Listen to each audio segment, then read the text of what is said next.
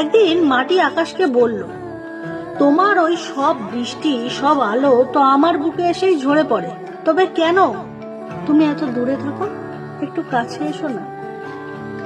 আকাশ বিষণ্ণ হেসে বলল, আমি কাছে এলেই যে আমার আর আকাশ থাকা হবে না, আমার ধর্মই তো অসীম হয়ে থাকা।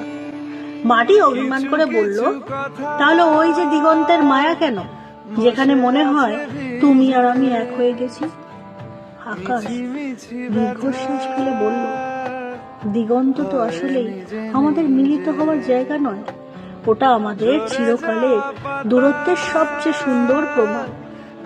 আমি বৃষ্টি হয়ে তোমাকে ছুঁয়ে যাই, আর তুমি গাছ হয়ে আমার দিকে দুটো হাত বাড়িয়ে দাও। আমাদের ভালোবাসাটা এভাবেই থেকে যাক না। তোমার এমনি খেলা খেয়াল খুশি করেছে কোলা।